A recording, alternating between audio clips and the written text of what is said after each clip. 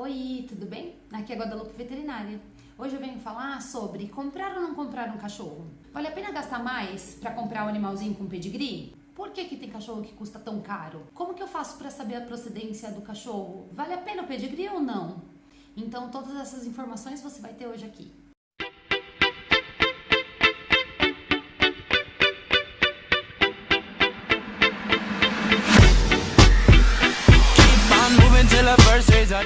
Então vamos lá. O que é o pedigree? Ele é um certificado de registro genealógico. Ele registra, naquele papel que a gente recebe, aquele documento pedigree, vem o registro de toda a árvore genealógica daquele animal, todos os antepassados dele. E aí ele serve para os canis, para os criadores, aprimorarem e melhorarem a qualidade das raças. Então, os criadores deveriam se basear, em teoria, a gente vai conversar sobre isso, mas os criadores deveriam se basear naquela genealogia para poder aprimorar e melhorar a qualidade das raças puras. Para tirar o pedigree, o canil tem que ser registrado em algum kennel club e aí dá a entrada no registro da ninhada. A priori, começa assim a história. E por que eu tô falando sobre isso? Porque mó galera me pergunta, compro ou não compro com pedigree? Vale a pena gastar mais para comprar um animalzinho com pedigree? Porque tem filhotes que custam R$500 e outros filhotes custam 5 mil. Então, vamos às explicações.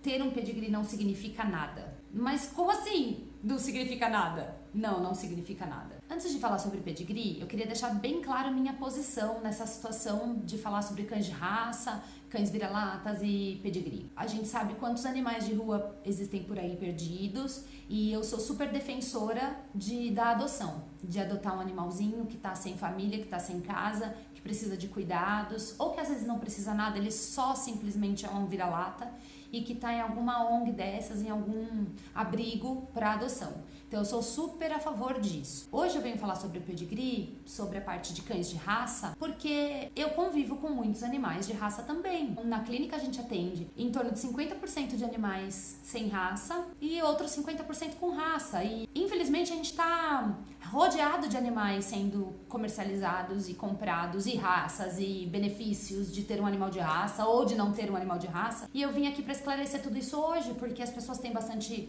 dúvida e eu queria que se alguém fosse comprar um animal, pagar algum preço por algum animal de raça, que ele fosse bem comprado, digamos assim, que ele viesse de boa procedência. Eu não julgo quem compra e não julgo quem não compra, quem adota. Muito melhor se todos adotássemos, mas assim, tem os que gostam de comprar, contanto que eles cuidem bem desse animal e que ele venha de uma boa procedência, eu tô junto nessa também.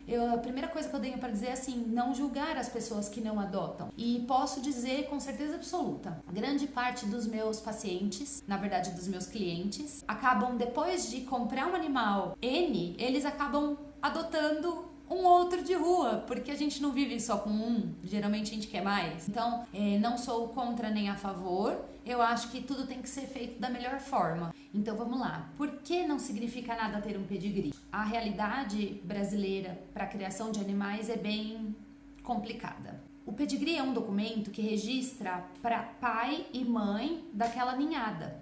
E o que acontece é o seguinte, tem criadores muito desonestos que registram uma ninhada em nome de outro pai e outra mãe. Então vamos aos exemplos.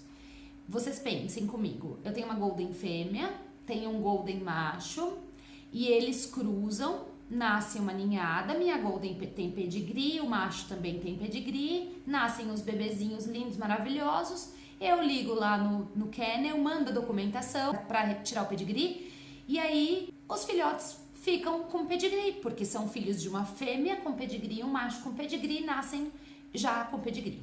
Alguém vem aqui na minha casa saber se aquele macho cruzou com aquela fêmea? Por acaso alguém esteve aqui vendo a cruza deles acontecer? Ou alguém viu nascer, alguém do kennel veio aqui na minha casa ver se aquela ninhada que estava nascendo era daquela fêmea mesmo? Que estava lá no pedigree? Não. Então, infelizmente, a gente tem muito criador muito desonesto. Eles pegam uma fêmea, N, e um macho N, e cruzam, e nasce a ninhada. E aí, se eles quiserem, eles podem registrar essa ninhada em nome de outra fêmea e outro macho. E então, o kennel não tem como saber, não tem como tirar a prova que aquele animal é realmente filho daquela mãe, daquele pai. E aí entra a questão de ter ou não ter pedigree. O que eu posso dizer é o seguinte, o que a gente precisa, na verdade, antes de comprar um animal, não é tanto saber se ele tem um pedigree. Obviamente, se ele tem um pedigree, ele veio pelo menos o canil é mais correto, porque ele pelo menos tem um registro de canil lá junto ao órgão que tira esse certificado. Agora, que esse animal é filho daquela mãe, daquele pai, vai depender da honestidade, da idoneidade daquele criador. Não cabe a gente saber, a gente não consegue saber. Então, assim, o que eu tenho que fazer? Doutora, eu quero comprar um cachorrinho, eu quero comprar um golden, quero um animal saudável, um animal que não vai ter problemas de saúde a longo prazo, um animal que não vai ter problema genético a longo prazo. No golden a gente sabe que eles têm um problema que é a displasia coxofemoral. Então eu quero comprar um golden genética, eu quero comprar um golden que não tem displasia. Como que eu faço?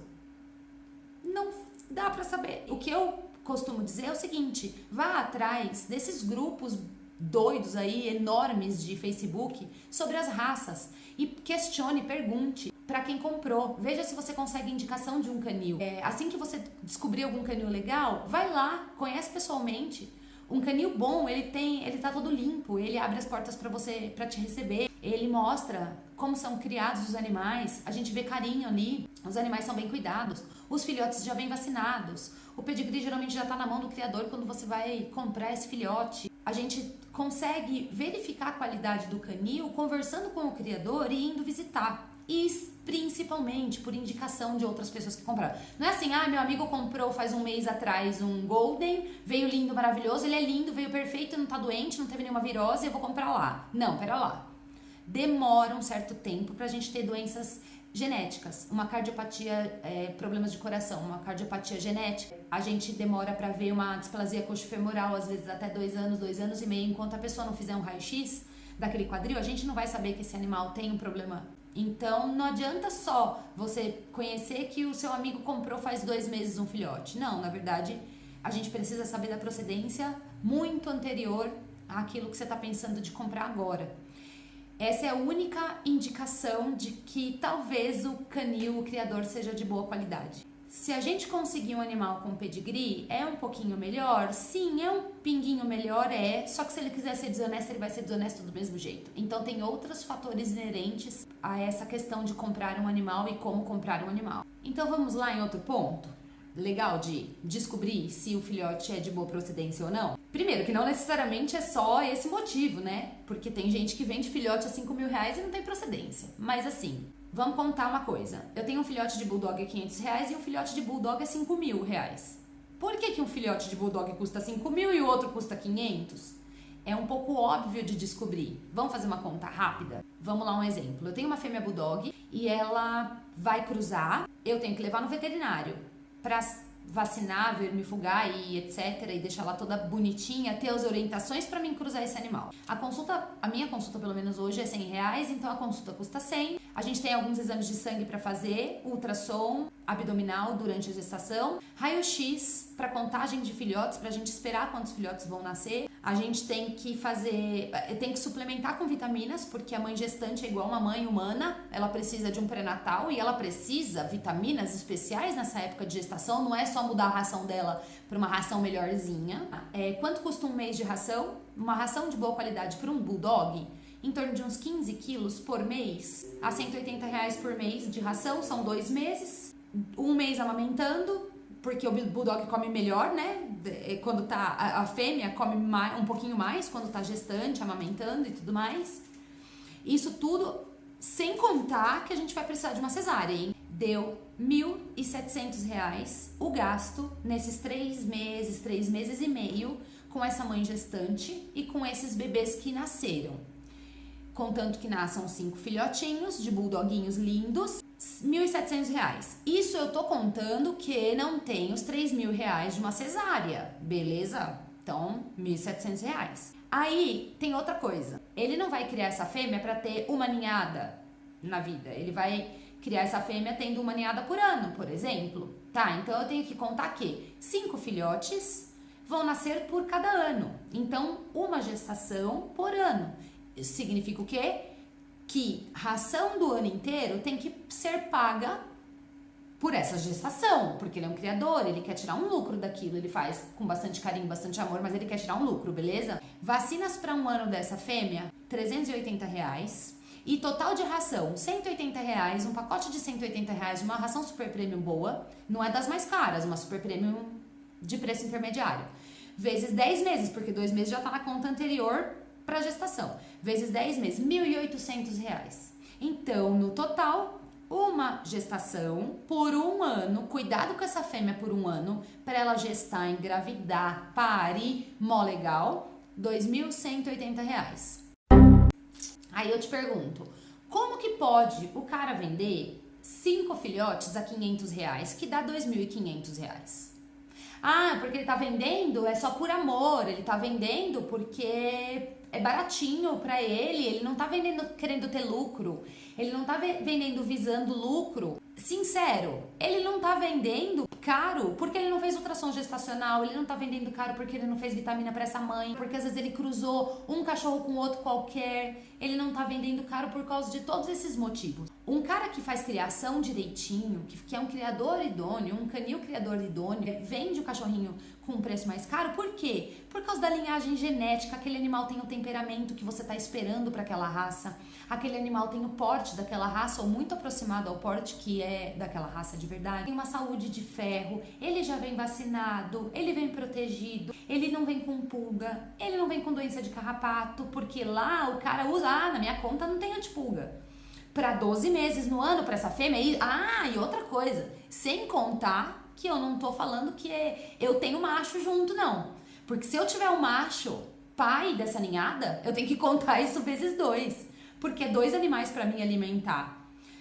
Conseguiu entender o porquê que é muito estranho a gente ver um Spitz alemão, um Bulldog sendo vendido por R$500, por 700? E aí eu vejo, canso de ver um monte de filhotinho chegar aqui que eles não têm vacina, eles não têm certificado, eles não têm nada. E aí os filhotinhos você paga R$500, daqui a 6 meses, um ano, o cachorro começa a mancar. O que você prefere? Pagar R$3.000 num filhote, R$5.000 num filhote hoje e ele ser saudável, mas assim, quase que a vida inteira dele, e ele não parar de andar em nenhum momento por causa de uma displasia, de um problema genético? Ou você prefere pagar uma cirurgia de 2,5, 3 para corrigir um problema articular do quadril porque ele parou de andar com 1 ano de idade? É simples a conta. E aí eu canso de ver. Aí você vai bater cartão aqui na clínica, pagando consultas para que o animal fique saudável, para que o animal não tenha dor articular, porque ele não consegue andar, ele não consegue subir escada. Aí você quer um cachorro para fazer caminhada com você é todo marombado, quer um cachorro para fazer caminhada com você quer um cachorro para ir pro parque no domingo? Não, é um cachorro que não anda, que é com dor nas articulações. Ele não é um cachorro que faz exercício, ele faz 5 minutos de exercício e para. Aí ele começa a ser obeso porque ele não faz exercício. Porque, lógico, coitadinho, ele tem problema articular, como que ele vai fazer exercício? Conseguiram entender o porquê? Então não tô protegendo para que a gente tenha que comprar um cachorro de R$5.000. Não, a questão não é essa. Tomar bastante cuidado com a procedência do animal que você está comprando. Ele pode até custar R$1.000, R$500. Mas assim, levem em conta o custo de manter esse animal de forma saudável. Na verdade, não é custo manter esse animal, não. É custo de manter os pais desse animal de forma saudável. Ou você quer você quer dar dinheiro para um cara que enfia um cachorro em um cubículo de 1 metro por 1 metro, cruza a cada 6 meses que tá errado, tira a ninhada, vende pra você e dá a ração da pior qualidade, ele come o resto de comida e ele vive tudo cagado, cheio de xixi, mal cuidado, com problema de pele, problema de ouvido, vive sofrendo a vida inteira pra ter aquelas ninhadas lá, R$500 cada filhote. E tem uma história muito interessante pra contar, é até cômica, pra não ser trágica. Um casal de amigos meus, a esposa do meu amigo, estava passeando na 25 de março para fazer uma festa infantil da filhinha deles. Foi comprar apetrechos para essa festa. Lá na 25 de março, ela sempre teve sonho de consumo de ter um bulldog. Na 25 de março, ela passou por um cara vendendo bulldog campeiro. Olha, isso faz uns 5, 6 anos, 7 anos. Eu nem conhecia Bulldog Campeiro na minha vida, nunca tinha visto um na vida. Achava que nem existia. Ela me ligou e falou: Lupe, eu comprei um Bulldog Campeiro na 25 de março, quando eu fui lá, e eu queria que você viesse ver, porque ele não quer comer, ele tá estranho. Mas pera, você comprou um Bulldog na 25 de março? Que Bulldog Campeiro é esse? E aí eu fui na casa dela. O Bulldog Campeiro era um filhotinho, branquinho, a coisa mais rica do mundo, minúsculo, era um bebezinho minúsculo. Quando eu abri a boca, ele não tinha um dente na boca. Geralmente eles já apresentam os primeiros dentinhos perto dos 25 dias, assim, quando eles começam a se alimentar de ração. Esse filhotinho com certeza tinha lá seus 20 dias. Acabado de abrir os olhos. E eu perguntei: quanto você pagou nesse cachorro? Ele não tem nem 20 dias, deve ter 20 dias de vida. Ela falou: R$200. Eu falei: tá, como assim? R$200 num Bulldog? Que Bulldog Campeiro é esse? Aí eu fui olhar na internet. Aí vi as fotos do Bulldog Campeiro, coisa mais linda. É um Bulldog que parece com o inglês, aquele grandão. Aí beleza. Falei: olha, é o seguinte, tomara que esse filhote seja um Bulldog mesmo. Por quê? Ele só tem 20 dias, não dá nem pra saber tamanho, a cabeça, não dá pra saber nada. Ele só é um filhote branco. Resumo da história: o filhote Bulldog Campeiro dela ficou parecendo um cabritinho. Ele era a coisa mais rica do mundo. Ele era um vira-lata, bem do vira-lata, com as pernas altas, magrelas, não um Bulldog todo abaixadinho assim, todo rechonchudo, gordinho, fortinho, marrudinho, parrudinho. Não, ele era um filhote, perna alta, com as pernas esticadas. Os cabelos, o Bulldog tem pelinho curtinho. Ele tinha os cabelos arrepiados, parecia um caroço de manga. E é assim, a consequência de comprar um animal sem procedência, muitas vezes pode ser essa. Você pode ter essa surpresinha do malandro. O animal vai crescendo e vai se tornando uma coisa nada a ver. E ela foi enrolada na cara dura. Ela trouxe um filhote achando que ele tinha 45 dias. Ela não pegou o nome do cara, ela não pegou o endereço, não pegou o telefone, não fez um contrato de compra e venda. Ela pegou os R$200 que ela tinha no bolso para pagar a festa da filha dela e pagou o filhote. É só é uma história cômica, né? Pra não ser trágica. E isso acontece com muita frequência, muita. Tem muito paciente que chega aqui, que você olha e você fala: meu Deus, que raça que é isso? Entendeu por que eu tô fazendo esse vídeo hoje? É mais pra conscientizar realmente vocês, conscientizar as pessoas sobre a compra e os animais e o pedigree e tudo que gira em torno disso.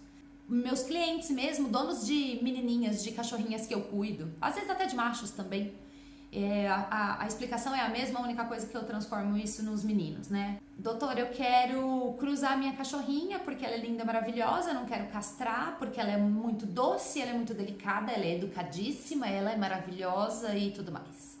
Tem o pedigree dela, não tem o pedigree dela, mas eu quero cruzar ela. Aí eu te falo: você se atentou a Aí eu explico toda essa situação que eu acabei de falar. Tem ultrassom pra fazer, tem raio-x pra fazer, tem cuidados. Eu quero saber se você tá disposto a passar noites em claro, porque sua filhotinha, sua filhinha, ela pode não ser uma boa mãe. E ela pode não cuidar dessa ninhada de filhote da forma correta.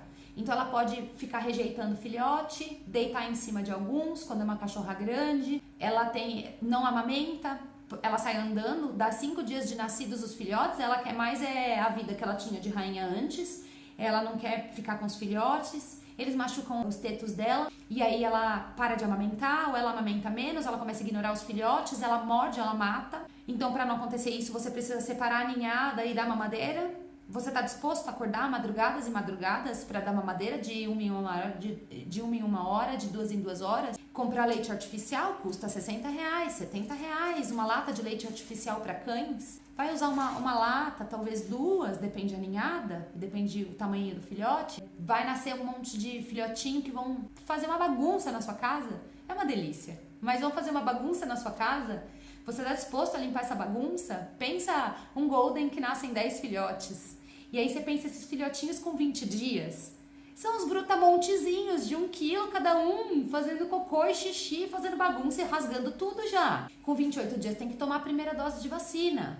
Quanto custa essa primeira dose de vacina? Você tem dinheiro para R$2.000 para uma cesariana? Se essa mãezinha precisar de uma cesárea? Tudo isso são pontos que vocês têm que pensar, isso sem contar a parte sobre a melhoria da raça. Você, como não conhece a raça, você não sabe se pode cruzar um animal marrom, cor de chocolate, com um animal claro, cor creme. Tem algumas raças específicas que as cores, tem cores que não podem ser cruzadas, porque eles têm problemas genéticos muito graves vindo daquelas cores. Para pra pensar sobre isso. Ah, mas eu quero um outro filhote, e a minha filhote é linda, maravilhosa, e eu quero. Então tá, então se você tem esses R$2.000, R$3.000 de uma cesárea, se você tem essa disposição, sincero, vai lá e compra um cachorrinho que já vem prontinho, que já vem bonitinho, que já vem com 40 dias. Vai lá e adota um que vai te custar de graça. Muitas pessoas vêm com animalzinho de raça e aí quando eu mostro o protocolo de vacina, fala assim pra mim, nossa, mas 3 doses de vacina V10, 2 doses de vacina de giardia, 2 doses de vacina de gripe, 1 dose de vacina de raiva, caramba, tudo isso dá uns R$800? Sim, dá uns R$800. Esse início de vida assim de um filhotinho totaliza ali uns 600 a R$800 de vacina. Isso sem contar que vai ser até os 4, 5 meses. Então você vai ter uns 4 meses de gasto intenso ali. Se ele for ser castrado, que é o ideal, tem mais a castração para acontecer ali perto dos 8 meses, 7 meses e meio. Você tá preparado para tudo isso? Então não cruze seu animal se você não estiver preparado para tudo isso. Tanto psicologicamente como financeiramente. E por fim, eu quero...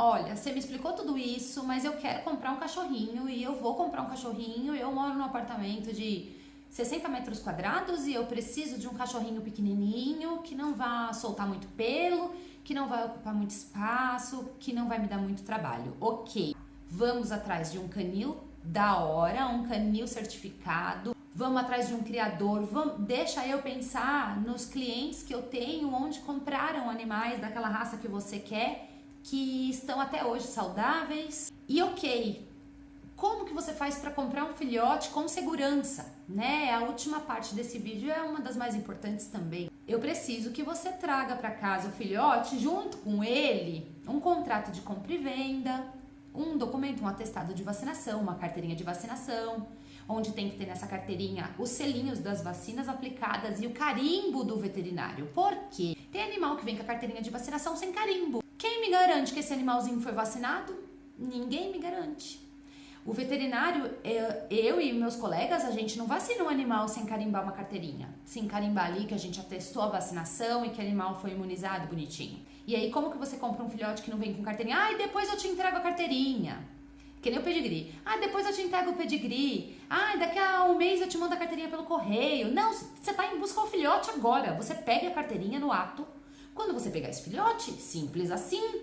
Como que o filhote tá ali para vender e a carteirinha não tá com ele, pelo amor de Deus? Esse é o documento dele. É o único documento que ele tem. Então não entra na balela de receber carteirinha depois. Primeira coisa. Segunda, tenta pagar com cartão de crédito, porque você pelo menos consegue provar que você pagou a alguém aquele filhote, porque é uma comprovação de transação financeira. E o comprovante de compra e venda. E aí eu vou falar uma coisa aqui muito interessante. Ninguém se atenta que os cães e gatos, eles são como objetos, eles são comprados igual se eu fosse comprar uma TV no mercado. Então eu vou lá comprar, eu tenho o quê? Uma garantia, o direito do consumidor, Código de Direito de Defesa do Consumidor. Então assim, meu direito como consumidor é, se esse objeto apresentar qualquer dano, qualquer estrago, qualquer doença não, né, numa TV, qualquer defeito, durante 90 dias tô protegida pelo Código de Defesa do Consumidor, não é?